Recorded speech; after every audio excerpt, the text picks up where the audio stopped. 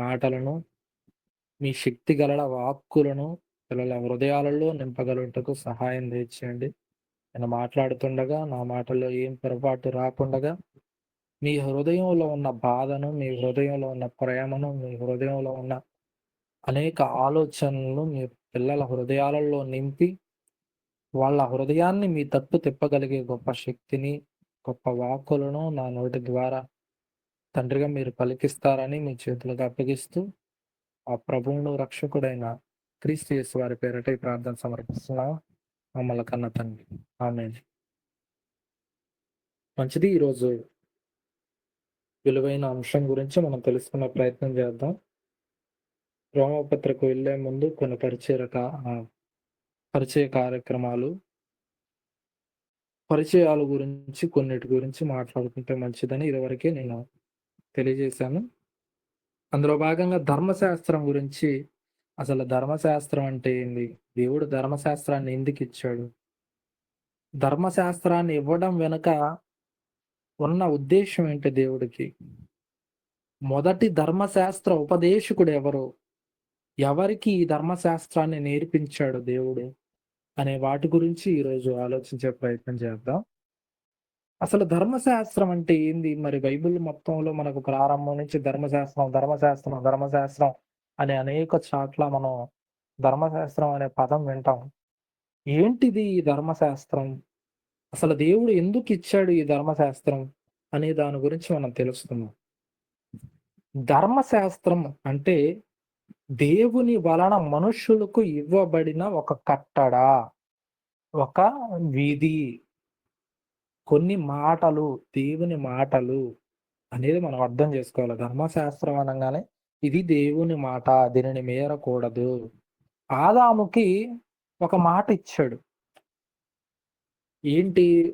అయ్యా ఆదాము, ఈ తోట చెట్ల ఫలములో నువ్వన్నీ తినొచ్చు నిరభ్యంతరంగా, కానీ ఒక్కదాన్ని నువ్వు తినకూడదు. మంచి చెడ్డ తెలివినిచ్చు వృక్ష ఫలాన్ని నువ్వు తినకూడదు. అది దేవుని విధి. ఆ విధిని ఆయన మీరాడు. అలా ధర్మశాస్త్రం అంటే ఆ శాస్త్రంలోనే ధర్మం ఉంది. శాస్త్రంలోనే ఇది ధర్మమైనది. ఓకేనా? ఇది ధర్మమైనది గనుక ధర్మశాస్త్రం మనుషులందరూ కూడా పాటించుటకు దేవుడు ఇచ్చినది. సమాజంలో ఒక మనిషికి మంచి సఖ్యత ఉండటానికి, మనిషికి మధ్య ప్రేమ ఉండటానికి, ఒక మనిషి వేరొక మనిషిని గాయపరచకుండా ఉండటానికి దేవుడు మనలను ప్రేమించి మనకి ఇచ్చినది ధర్మశాస్త్రం. దీనిని బైబిల్లో అనేక పర్యాయ పదాల్లో కూడా మనం చూస్తూ ఉంటాం. వాక్యం అనొచ్చు, యెహోవా చట్టం అనొచ్చు, ధర్మశాస్త్రం అనొచ్చు, దేవోక్తులు అనొచ్చు, లేఖనం అనొచ్చు, అలాగే దేవుని చట్టం అనొచ్చు, నిబంధనలు అనొచ్చు. ఏదన్నా కూడా ఒకటే మీరు గుర్తుపెట్టుకోవాల్సింది ఏంటంటే, ఇది దేవుని విధి, దేవుని మాటలు. దేవుడు మనుషులు పాటించుటకు ఇచ్చిన కొన్ని మాటలుగా మనం దానిని స్వీకరించాలి. ఓకేనా? ధర్మశాస్త్రం అంటే దేవుడు మనుషులు పాటించటానికి, వాళ్ళని క్రమమైన పద్ధతిలో పెట్టటానికి. క్రమమైన పద్ధతి అంటే ఉదాహరణ మీకు చెప్పాలంటే, ట్రాఫిక్ సిగ్నల్స్ ఉన్నాయి. లేదా టూ వే రోడ్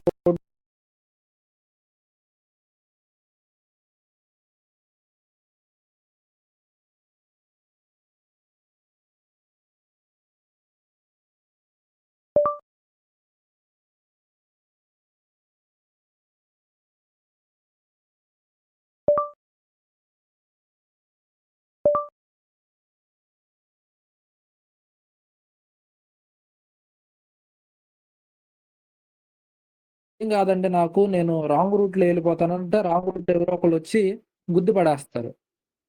కాబట్టి ఆ క్రమం అనేది మనకే మేలు. మన మేలు కోసమే ఆ క్రమం అనేది. అందరూ కూడా ఒకవైపునే ఎళ్తుంటే ఏ ప్రమాదాలు జరగకుండా ఉంటాయి. ఇంకా ట్రాఫిక్ సిగ్నల్స్ ఎందుకు? ట్రాఫిక్ సిగ్నల్స్ అనేది మనలను ట్రాఫిక్ నుండి, అంటే ఒక క్రమమైన పద్ధతిలో మనం సుఖవంతమైన ప్రయాణం జరగటానికి ఆ ట్రాఫిక్ సిగ్నల్స్ అనేవి.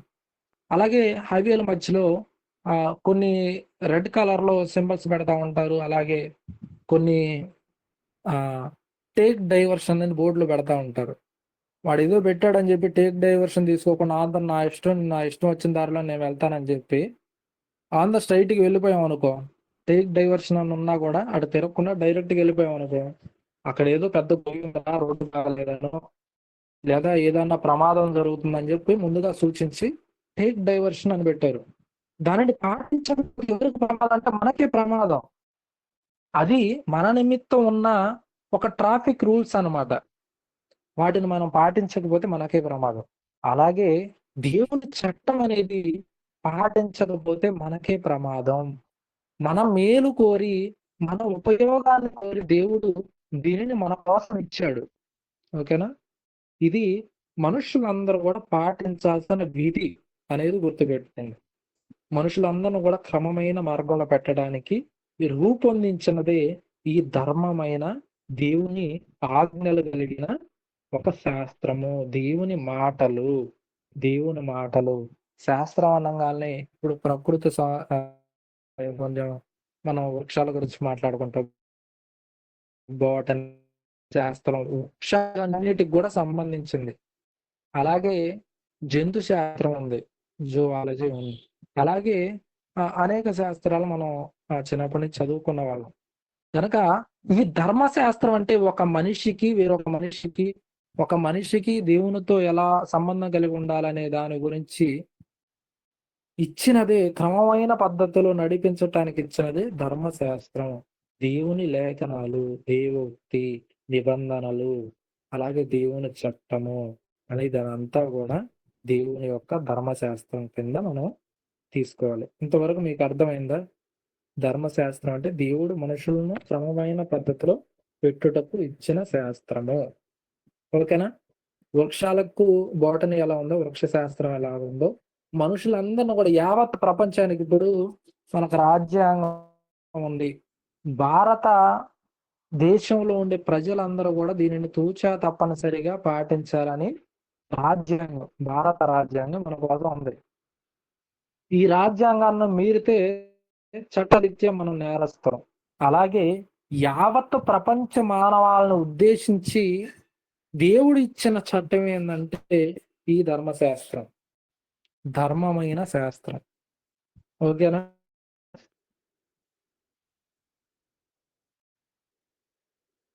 అర్థమైందా?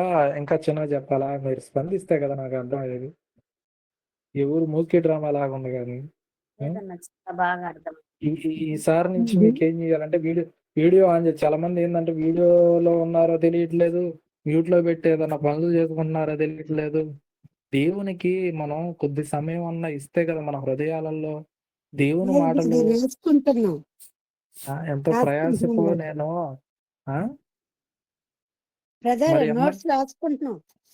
మంచిదక్క, వందనాలు. మీరు స్పందిస్తేనే మీ రెస్పాన్స్ మీకు ఎంతవరకు అర్థమైంది అనేది నాకు తెలిసిద్ది. నేనేదో చెప్పుకుంటా పోయి రోజుల తరబడి అన్ని చెప్పుకుంటా పోయి చివరికి పలానా నాకు అర్థం కాలేదు మళ్ళా చెప్పండి అన్నారు అనుకోండి, ఆ పరిస్థితి మళ్ళా రాకుండానే నేను ఇది అడుగుతున్నాను. ఏదన్నా అర్థం కాలేదు బ్రదర్ అంటే నేను మళ్ళా చెబుతా, 10 సార్లు అన్నా చెప్తా. కాబట్టి మీ స్పందనను బట్టే ముందుకెళ్ళగలను. లేదంటే మరలా చెప్తా ఇప్పుడు మళ్ళీ స్టార్టింగ్ నుంచి. ఓకేనా? చాలా మంది స్పందించలేదు కాబట్టి మరి వాళ్ళు వింటున్నారు. ఈసారి నుంచి నెక్స్ట్ క్లాస్ నుంచి అందరు వీడియోలు అని చెప్పేవాళ్ళు. గంట దాకా ఫోన్ నుంచి ముందుకు అటు ఇటు కదలకూడదు. దేవుడు అంటే మనం ఒక మాట చెప్పాడు బైబిల్లో, దేవుని యందు భయము భక్తి అన్నాడు. భయభక్తులు కలిగి ఉండటే జ్ఞానం అన్నాడు. భయం అంటే ఏంది? దేవుని మాటలు వినపడుతున్నాయి కదా, ఈ దేవుని మాటలు మనం వినకుండా శ్రద్ధగా ఈ పనులు చేసుకోకూడదు. ఇప్పుడు మార్త గారు ఉన్నారు, మరియ గారు ఉన్నారు. మార్త అంట విస్తారమైన పనులు పెట్టుకొని ఆ పనులు చేసుకుంటా ఉందంట. మరియ గురించి యేసుక్రీస్తు వారు ఏమన్నారంటే, ఏమో ఉత్తమమైన దాన్ని ఎంచుకుంది. అంటే దేవుని మాటల దగ్గర కూర్చోవటం అనేది అది చాలా ఉత్తమం. మన ఆత్మను రక్షించేది అది. చాలా జాగ్రత్తగా మనం వాక్యాన్ని స్వీకరించాలి. కాబట్టి మరి రేపటి నుంచి మనం అందరం కూడా మరి వీడియోస్ ఆన్ చేసి పెడితేనే నాకు అర్థమైంది. రైట్? మళ్ళా స్టార్టింగ్ ఇస్తాను. నేను చాలా మంది స్పందించలేదు నాకు. ధర్మశాస్త్రం. ధర్మశాస్త్రం అంటే దేవుడు మనుషులకు ఇచ్చిన కట్టడ, దేవుడు మనుషులకు ఇచ్చిన విధి, ధర్మమైన శాస్త్రం. శాస్త్రంలోని ధర్మమైనది అంటే ఒరేయ్ ఇది నీతికరమైంది, ఇది ధర్మంగా ఉంది. ఇప్పుడు చాలా మంది వడ్డీలకు డబ్బులు తీసుకుంటా ఉంటారు, వడ్డీలకు డబ్బులు ఇస్తా ఉంటారు. కొంతమంది ధర్మమైనగా ఇస్తారు. ఏది? రూపాయి వడ్డీ ఉంటది, 70 పైసలు వడ్డీ ఉంటది, కొన్ని బ్యాంకులు 75 పైసలు వడ్డీ ఉంటది. ఇదేంటంటే ధర్మమైనది. అంటే ఎదుటి వాడిని పీడించకుండా, హింసించకుండా, వాడి దగ్గర ఎక్కువ ఆశించకుండా, వాడికి రుణం ఇచ్చి వాడి దగ్గర నువ్వు డబ్బులు ఇచ్చావు కాబట్టి కొద్దిగా నువ్వు నీ లాభం చూసుకుంటున్నావు. కొంతమంది ధర్మం లేకుండా వాళ్ళు ఏం చేస్తారంటే రూ. 5 వడ్డీ, రూ. 10 వడ్డీ, రూ. 20 వడ్డీలు ఇచ్చేవాళ్ళు కూడా ఉన్నారు. అదేంటంటే ఎదుటి వాడిని ఇంకా చంపి వాడు చచ్చిపోవాలి. నువ్వు రూ. 20 వడ్డీలు, రూ. 10 వడ్డీలు వాడు ఇంకా ఎట్టయినా చేసుకొని నాకు మాత్రం డబ్బులు కావాలా అనేటట్టు పీడిచ్చి చాలా మంది అట్లా సూసైడ్ చేసుకొని చచ్చిపోయిన వాళ్ళు కూడా ఉన్నారు వడ్డీలు అట్లా. అదేంటంటే ధర్మమైనది కాదు అది. కానీ దేవుని మాటలకు వచ్చేసరికి ఇది ధర్మమైనది. ధర్మం అంటే చాలా మంచిది, ఇది చాలా ఉపయోగకరమైనది, అందరికి కూడా బాగా క్రమమైన పద్ధతిలో పెట్టగలిగినదే ఈ ధర్మశాస్త్రం. ధర్మశాస్త్రం అనుకుంటే చాలా మందికి దీని గురించి పూర్తిగా తెలియదు.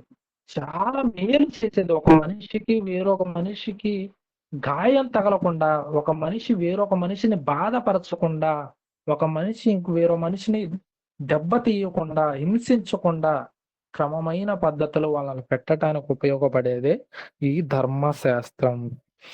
సమాజంలో ఒక మనిషికి గొడవలు మనుషుల మధ్య ప్రేమానురాగాలు లేపడానికి ఉపయోగపడేది ఈ ధర్మశాస్త్రం.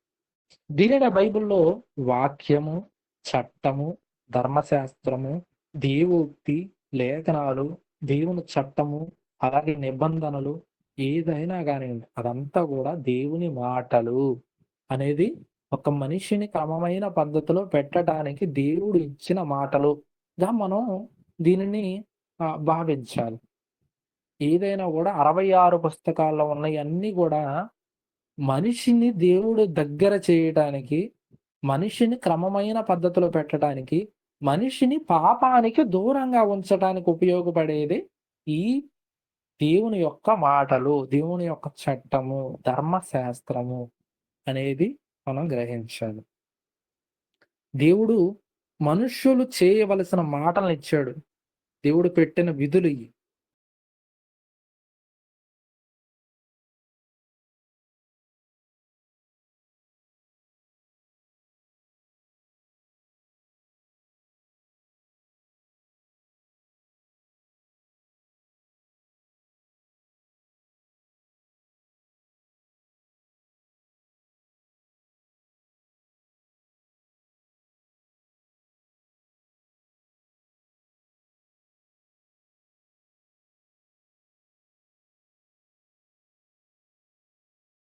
వస్తారు. అట్లా దేవుడు కూడా మనుషులకు కొన్ని ఇచ్చాడు. దేవుడు ఇవ్వటంలో లోపం కాదది. దేవుడు ఇచ్చాడు గనక నేను తప్పు చేశాను అనడం కాదు. దేవుడు నేను క్రమమైన పద్ధతిలో పెట్టడానికి, నీ బుద్ధి ఎలాంటిదో బయట పెట్టడానికి చేశాడు ఇది.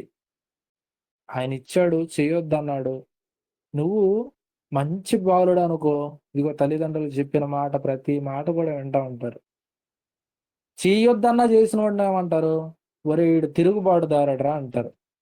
ఒరే ఈడు అసలు మాట వినేవాడు కాదురా అంటారు తల్లిదండ్రులు.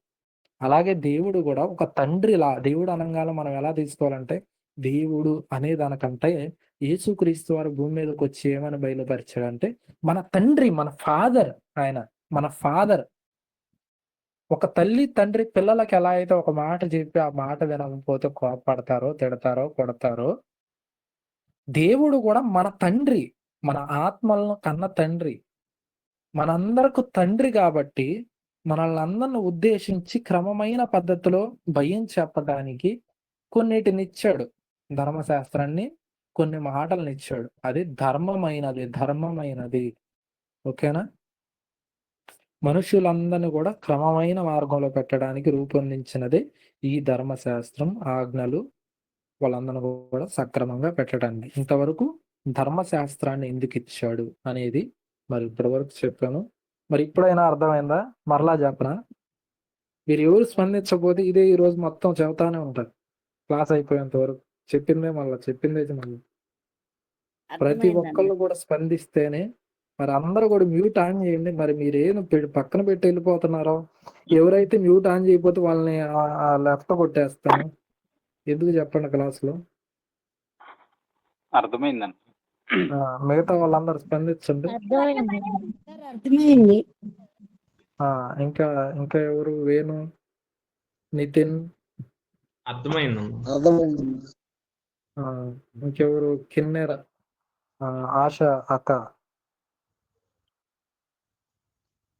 ఆశ అక్క వందనాలు. అర్థమైందా ఆశ అక్క?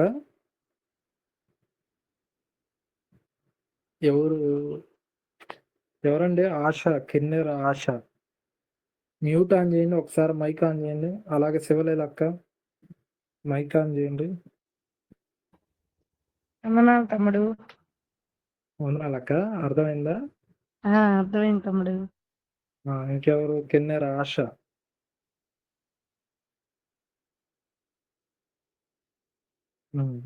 దేవుని మాటలు మరి అన్న వాళ్ళు బెంగళూరు అన్న.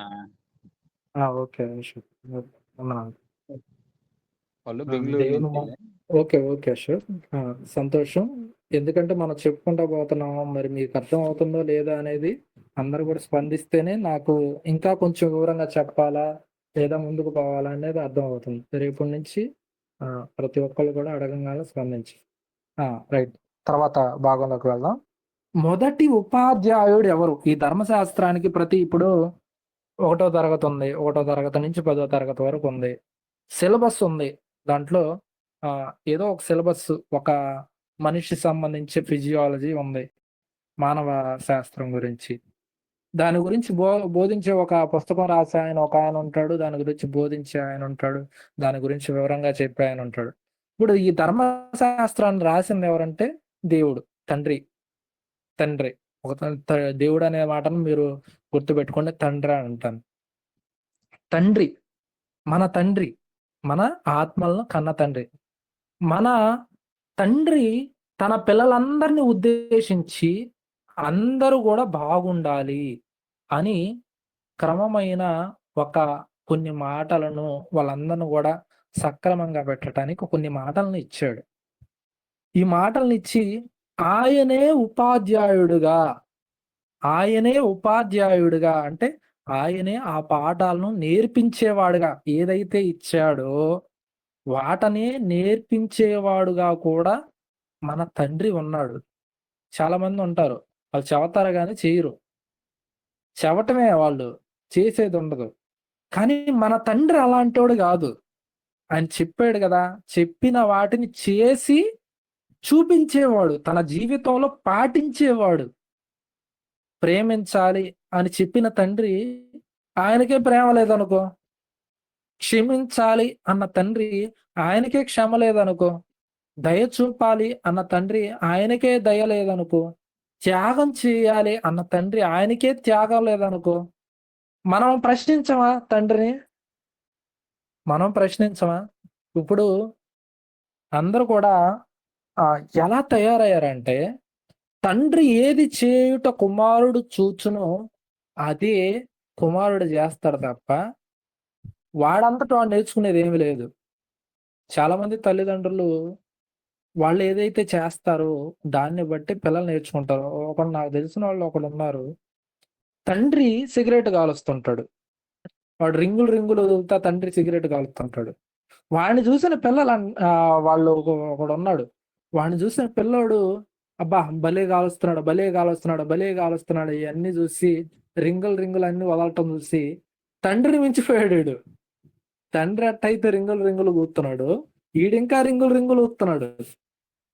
అంటే తండ్రి ఏది చేస్తాడో కొడుకు కూడా అదే చేస్తాడు. ఇప్పుడు తండ్రి బాగా ముందాగొచ్చి వీధుల మీద తిరిగి పెద్ద వాళ్ళు వేసి పడిపోయాడు అనుకో, కొడుకు అంతకంటే దారుణంగా తాగే పరిస్థితికి వచ్చిన వాళ్ళు చాలా మంది ఉన్నారు. తండ్రి ఏది చేస్తాడో కొడుకు కూడా అదే చేస్తాడు. తండ్రి దొంగతనాలు చేస్తున్నాడు, కొడుకు కూడా చిన్న చిన్నగా వాటన్నిటిని ప్రతి పిల్లవాడు గమనిస్తాడు. ఇది బాగా గుర్తుపెట్టుకోండి. వాడు గమనించడు అని మనం ఏ నిమిషం కూడా అనుకోకూడదు. ప్రతి కదలికను పిల్లలు గమనిస్తారు. మన మాటలు, మనం ఎలా మాట్లాడుతున్నాం, ఒకరిని ఎలా గౌరవిస్తున్నాం, ఒకరిని ఎలా ప్రేమిస్తున్నాం, ఒకళ్ళతో ఎలా మనం వాళ్ళని స్వీకరిస్తున్నాం, వాళ్ళకి ఆతిథ్యం ఇస్తున్నాం, అన్నీ కూడా పిల్లలు గమనిస్తారు. చాలా మంది తల్లులు పిల్లలకి వాళ్ళు చేసేటప్పుడు వంట అంతా కూడా చూసి ఆమె నేర్పించకుండానే వాళ్ళు కూడా వంట చేసేస్తారు పిల్లలు. ఎందుకు? తల్లి చేసింది చూసింది కాబట్టి. ఏదైతే చేస్తదో వాటన్నిటి చూసి అలాగే చేస్తది. చాలా మంది కొన్ని పనులు చేసేటప్పుడు అలాగే చూసి వాళ్ళు కూడా చేసేస్తూ ఉంటారు పిల్లలు.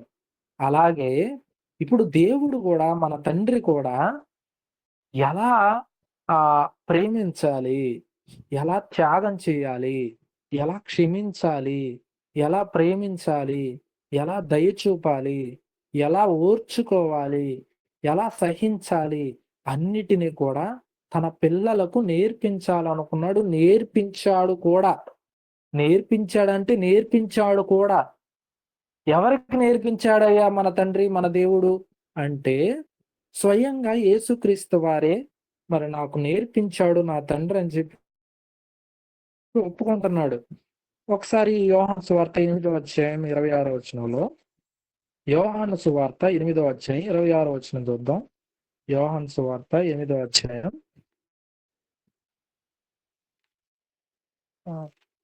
చదువుతాను, అందరూ కూడా గమనించండి. యోహాను సువార్త 8:26లో, మిమ్మును గూర్చి చెప్పుటకు తీర్పు తీర్చుటకు చాలా సంగతులు నాకు కలవు గాని నన్ను పంపిన వాడు సత్యవంతుడు. సత్యవంతుడు అంటే ఆయన అసలు అబద్ధాలే లేవు ఆయనలో. ఆయనలో అబద్ధాలే లేవు. మనలో అదేదో అంటాడు వాడు, నా పేరు దయ, నాకు లేనిదే అది అంటారు.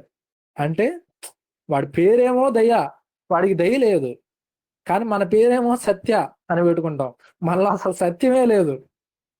పేరేమో పేరుకి సత్య అని పెట్టుకుంటారు, పేరుకు ప్రేమ అని పెట్టుకుంటారు, పేరుకు పౌలు అని పెట్టుకుంటారు. వాళ్ళ లక్షణాలు ఏమేమి ఉండవు మనుషుల్లో. చాలా మంది పేరుకు దయ అని పెట్టుకుంటారు, కృప అని పెట్టుకుంటారు, కృప చూపియుడు. క్షమ అని పెట్టుకుంటారు, క్షమ చూపియుడు. త్యాగం అని పెట్టుకుంటారు, త్యాగం వాడి జీవితంలో కనపడదు అది. దేవుడు మాత్రం సత్యవంతుడు. ఆయన జీవితంలో మొత్తం కూడా ఏ మూల నువ్వు చూసినా ఆయన జీవితం అంతా కూడా సత్యమే ఉంటుంది. ఇంకా ఏమంటున్నాడంటే, ఆయన యొద్ద వినిన సంగతులు యేసుక్రీస్తు వారు తన తండ్రి అయిన దేవుడి దగ్గర కూర్చొని విన్నాడంట. అంటే మొదట ఉపదేశకుడు, ఉపాధ్యాయుడు, ధర్మశాస్త్ర టీచర్ ఎవరంటే దేవుడు. ధర్మశాస్త్రం అంటే ఇందాకే చెప్పాను, అవి దేవుని మాటలు. దేవుని మాటలు ఏయన్నా కూడా ధర్మశాస్త్రంగా మనం తీసుకోవాలని చెప్పాను.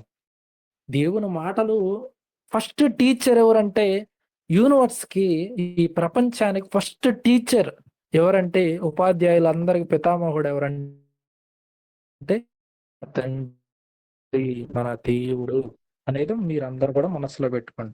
యేసుక్రీస్తు వారే స్వయంగా ఆయన దగ్గర విన్నాను నేను అంటున్నాడు.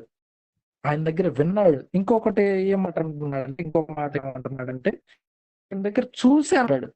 నేను ఆయన దగ్గర చూశాను అంటాడు. యోహాను సువార్త 7వ అధ్యాయం 16వ వచనం చూడండి. అదే యోహాను సువార్త 7వ అధ్యాయం 16వ వచనం. యోహాను సువార్త 7:16. నీ చేయ బోధ నాది కాదు, నన్ను పంపిన వానిదే నేను చేయ బోధ. యేసుక్రీస్తు వారు బోధించారు కదా, ఆ బోధ అంతా కూడా ఆయనది కాదంట.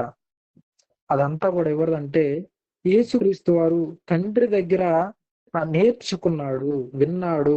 8:26లో ఉన్న సంగతి. అలాగే ఆయన దగ్గర సంగతులు చూచినవి ఒకసారి ఆ మాట చూపిస్తాను.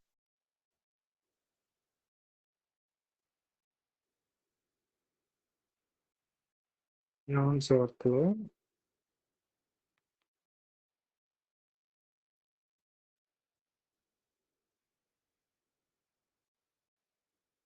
యోహాను సువార్త 8:38 చూడండి. యోహాను సువార్త 8:38లో యోహాను సువార్త 8:38లో నేను నా తండ్రి యొద్ద చూచిన సంగతులే బోధించుచున్నాను. చూచిన సంగతులే ఆయన దగ్గర విన్నాడంట, ఆయన దగ్గర చూచాడంట. ఇందాక ఒక మాట చెప్పాను, తండ్రి ఏది చేయుట కుమారుడు చూచునో అదే చేస్తాడు. ఇప్పుడు యేసుక్రీస్తు వారు తన తండ్రి అయిన దేవుడి దగ్గర చూచాడంట కొన్ని. ఇదిగో నా బోధ నేను చేసింది కాదు, ఇదిగో నా తండ్రిది అది. చాలా మంది ఏంటంటే ఒక మంచి ప్రసంగం చెప్పారు అనుకో, ప్రసంగం తర్వాత సంగతి పక్కన పెట్టండి. ఏదైనా మంచి కూర చేశారనుకో, అబ్బా భలే ఉందరా, ఎవరు చేశారా అనగానే నేనే అంటారు. మమ్మీ నేనే చేశాను, మమ్మీ డాడీ నేను చేశా అంటారు. అరే ఎవరు చేశారా ఈ కూర, చండాలంగా ఉందా అన్నాం అనుకో, నేను కాదు వాడు వీళ్ళు అని చెబుతాం. ఎందుకంటే మనిషి నన్ను పొగడాల, తిట్టారు అనుకో నేను కాదు అని చెప్పి పక్కన వాళ్ళ మీద నేరం వేస్తారు. అలాగే ఇక్కడ దేవుడు మాత్రం, యేసుక్రీస్తు వారు మాత్రం ఆయన ఎంత గొప్ప వ్యక్తి అంటే, ఎంత గొప్ప మంచి మనసు అంటే, ఆయన ప్రజల మధ్య మంచి ఆదరణ అభిమానాలు కానీ మంచి పేరు ఆయనకు వచ్చింది. అయ్యా మంచి మాటలు చెబుతున్నావు అయ్యా, మంచి టీచర్ అయ్యా నువ్వు. ఆయన కూడా బోధకుడిగా పిలువబడ్డాడు. అయితే ఆయన అన్న మాట ఏంటంటే, ఈ మాటలు నాయి కావు, నాకు ఒక టీచర్ నేర్పించాడు. ఒక టీచర్, నేను చేయ బోధన అది కాదు, నాకు ఒక టీచర్ నేర్పించాడు. ఎవరయ్యా ఆ టీచర్ అని యేసుక్రీస్తు వారిని అడుగుతుంటే, నా తండ్రి అని చెబుతున్నాడు యేసుక్రీస్తు వారు. ఆయన ఎంత గొప్ప మనసు చూడండి. ఆయన నేర్చుకున్న సంగతులన్నీ కూడా నాయే అని చెప్పట్లా, నాకు నేర్పించాడు ఒక ఆయన. ఆయన ఎవరంటే నా తండ్రి, దేవుడు నేర్పించాడు. అంటే మొట్టమొదట టీచర్ ఎవరంటే ధర్మశాస్త్రానికి ఈ బోధ చేయటానికి తండ్రి, మనందరి తండ్రి అనేది మనం గ్రహించాలి. ఓకేనా? యేసుక్రీస్తు వారు భూమి మీదకి వచ్చి ఆయన్ని బయలుపరిచాడు, అందరి తండ్రి. మరి ప్రాక్టికల్ గా చేసి చూపించాడు. చాలా మంది చెబుతారు కానీ చెయ్యరు. చెబుతారు అంతే, చెయ్యరు. మరి నువ్వు అబద్ధాలు ఆడొద్దురా అని చెబుతారు, వాడు మాత్రం పచ్చి అబద్ధికుడు. దొంగతనాలు చేయొద్దురా అని చెబుతాడు, వాడు దొంగతనం. ఒరే నువ్వు చూపులు బాగుండాలని పాస్టర్ చెబుతాడు, వాడు చూపులు మొత్తం దొంగ చూపులే. సేవకుడు చూపులు బాగోవాలని చెబుతాడు, చూపులు బాగో. మాటలు బాగోవాలని చెబుతాడు, మాటలు బాగో. నడక బాగోవాలని చెబుతాడు, క్రియలు బాగోవాలని చెబుతాడు, నీ ఆలోచన బాగుండాలని చెబుతాడు, ఏవి బాగోవు. కానీ మన తండ్రి అలాంటోడు కాదు. మన తండ్రి ఎలాంటోడంటే చెబుతాడు, చేసి చూపిస్తాడు, నేర్పిస్తాడు, అలా బ్రతకాలని చెబుతాడు. ఇది ధర్మమైన శాస్త్రం, ధర్మమైనది మనుషులందరూ కూడా పాటించుటకు ఇచ్చినది. ఎలా క్షమించాలి, ఎలా ప్రేమించాలి, ఎలా దయ చూపాలి, ఎలా కరుణించాలి, వీటన్నిటిని ఎలా త్యాగం చేయాలో చేసి చూపించాడు ఆయన. యేసుక్రీస్తు వారు గాని పరిశుద్ధాత్ముడు గాని మరి భూమి మీదకు వచ్చి త్యాగం చేశారంటే, మరి తండ్రి వాళ్లకు నేర్పించాడు, చేసి చూపించాడు కాబట్టి భూమి మీద అలాంటి మంచి జీవితాలను వాళ్ళు పోషించి వెళ్ళిపోయారు. మనమా? ఏ తండ్రి అయినా తన పిల్లోడు కోరే దేవుని మాటలను చదవాలి, ఇదిగో దేవుని మాటలు నేర్చుకోవాలి, ఇదిగో ఇలా నువ్వు బ్రతకాలి, ఇలా నువ్వు అబద్ధాలు ఆడకూడదు, ఇలా ప్రేమించాలి సహోదరుల్ని, ఎలా దయ చూపాలి, ఎలా కరుణించాలి, ఇదిగో బేదలు ఎవరన్నా వస్తే వాళ్ళకి సహాయం చేయాలి, మన దాంట్లో ఉన్న దాంట్లో ఎదుటి వాడికి సహాయం చేయాలి. ఎవరన్నా దప్పికతో ఉంటే నువ్వు వెళ్ళి మంచినీళ్ళు ఇవ్వాలి, బట్టలు లేకుండా ఉంటే నీ దగ్గర ఎక్కువ బట్టలు ఉంటే తీసుకెళ్ళి ఇవ్వు, మరి విధవరాళ్ళు ఉంటే వాళ్ళకి సహాయం చేయి అని నేర్పించే తల్లి తండ్రి ఈరోజు ఉన్నారా? మీరు ఆలోచించండి, మిమ్మల్ని మీరు పరీక్షించుకోండి, మిమ్మల్ని మీరు విమర్శించుకోండి. ఎవరు నేనున్నాను, ఎదుటోళ్ళు ఎవరో గురించి మనకెందుకు, మనల్ని మనం విమర్శించుకోండి. నేను అలా ఉన్నానా లేదా? నా జీవితం దేవునికి అలా కనిపిస్తుందా లేదా? మనుషుల దృష్టిలో గొప్ప కనపడటం కాదు, దేవుని దృష్టిలో ఒక వజ్రం లాగా, ఒక బంగారం లాగా, ఒక మనుల్లాగా నా జీవితం అనేది దేవుడు కనపడుతుందా లేదా అనేది నిన్ను నువ్వు పరీక్షించుకో.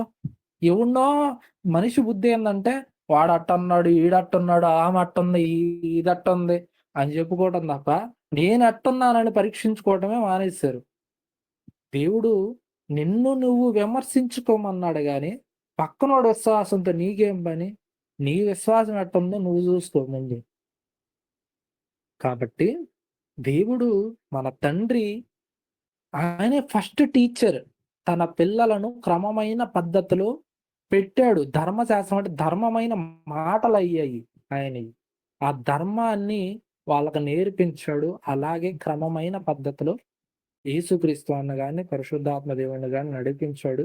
తన ప్రేమను చూపించాడు. తన దయను చూపించాడు. కరుణను చూపించాడు. అన్నీ నేర్పించటమే కాకుండా తాను చేసి చూపించాడు కాబట్టే యేసుక్రీస్తు వారిని నేను చూసొచ్చాను పైన ఆయన దగ్గర. ఆయన మామూలోడు కాదు. ఎంత ప్రేమ గల్లవాడు, ఎంత దయ గల్లవాడు, ఎంత కరుణ గల్లవాడు, ఎంత జాలి గల్లవాడు అని చెప్పి అందరూ కూడా తండ్రి మనస్సును బయలుపరిచేసాడు. కాబట్టి నిజమైన ధర్మశాస్త్ర ఉపదేశకుడు ఎవరంటే మన తండ్రి. మరి అర్థమైందా? మళ్ళా చెప్పనా? ఫస్ట్ టీచర్, ధర్మశాస్త్రానికి ఫస్ట్ టీచర్ ఎవరు? అర్థమైందా? తండ్రి. ఇందాక చెప్పాను మీరేమో మీరు తండ్రి అయిన దేవుడు. వెరీ గుడ్, వెరీ గుడ్ అక్క, వెరీ గుడ్. చాలా సంతోషం. మరి అందరూ ఒక్కసారి అర్థమైతే అర్థమైందని చెప్పండి. ఎవరన్నా డౌట్ ఉంటే హ్యాండ్ రైజ్ చేయండి, లేదంటే చెప్తే మళ్ళా ఒక రివైండ్ చేస్తా. సరే, మళ్ళా ఒక 2 నిమిషాలు మొత్తం రివైండ్ చేస్తాను ఒకసారి జాగ్రత్తగా వినండి. ధర్మశాస్త్రం అంటే మనుషులందరూ కూడా క్రమమైన పద్ధతిలో దేవుడిచ్చిన మాటలు, వాక్యం అన్నా, చట్టం అన్నా, దేవోక్తి అన్నా, లేఖనం అన్నా, దేవుని చట్టం అన్నా, ధర్మశాస్త్రం అన్నా అంతా కూడా దేవుని మాటలుగా మనం పరిగణించాలి. దేవుడు మనుషులందరూ కూడా ఒక మనిషికి సఖ్యతను కనపరచటానికి, ప్రేమను వాళ్ళ మధ్యలో నింపటానికి, ఎవరు కూడా హాని చేయకుండా ఉండటానికి, ఒకరినొకరు దయ చూపించుకోవటానికి, కరుణ చూపించుకోవటానికి ఇచ్చినదే ఈ మాటలు. ఫస్ట్ టీచర్ ఎవరంటే తండ్రి అయిన దేవుడు. మరి యేసుక్రీస్తు వారు చెప్పారు, ఇదిగో నేను వినిన సంగతులు, నేను చూచిన సంగతులని యేసుక్రీస్తు వారు చెబుతున్నాడు. అంటే ఫస్ట్ టీచర్ ఎవరంటే యేసుక్రీస్తు వారికి నేర్పించింది మన తండ్రి. అలాగే ఆయన చేసింది చూసి కూడా యేసుక్రీస్తు వారు వచ్చి భూమి మీద చేశానని చెప్పాడు. అంటే విన్నాడు, చూశాడు. ఆయన తండ్రి ఆయన చెప్పటమే కాదు, చేసి చూపించాడు తన జీవితం. ఒక్క నిమిషం రిమైండ్ చేస్తా. చేసి చూపించాడు తండ్రి. అలాగే మన జీవితాల్లో వినటం కాదు, చెప్పటం కాదు, మన జీవితాలలో చేసి మనం చూపించాలి.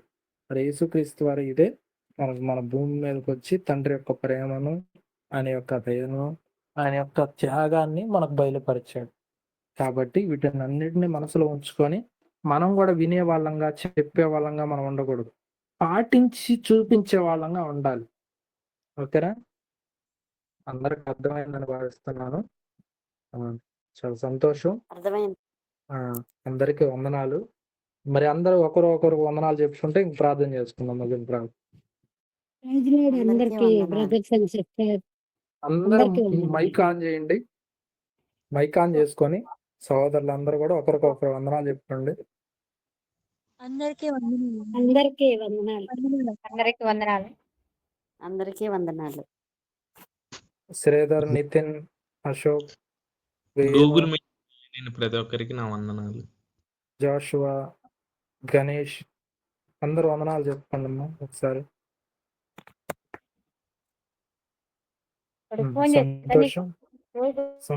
సంతోషం. మరి ఈ సమయంలో మన మధ్యలో ఉన్న సుమక్క గారు ముగింపు ప్రార్థన చేసి కార్యక్రమాన్ని ముగిస్తారు.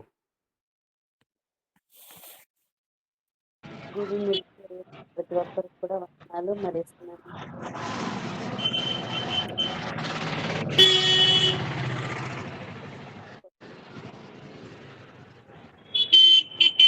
అందరికీ వందనాలు. పరిశుద్ధుడా, గొప్ప దేవ, మీకు వందనాలు తండ్రి. మరి ఇంతవరకు కూడా నైనా అయా ధర్మశాస్త్రం అంటే ఏంటని చక్కగా దేవా, ఇంకా దాని గురించి క్లుప్తంగా నైనా మరి సేవకులు మాకు నేర్పించినారని ఇంతటి గొప్ప సందేశాన్ని మేము విని ఉన్నాం తండ్రి. ఎంతో చక్కగా ప్రశాంతంగా దేవా ఈ రోజునైనా గూగుల్ మీట్ ని జరిగించారు. అందుని బట్టి మీకు వేలాది వందనం చెల్లించుకుంటున్నాం నైనా.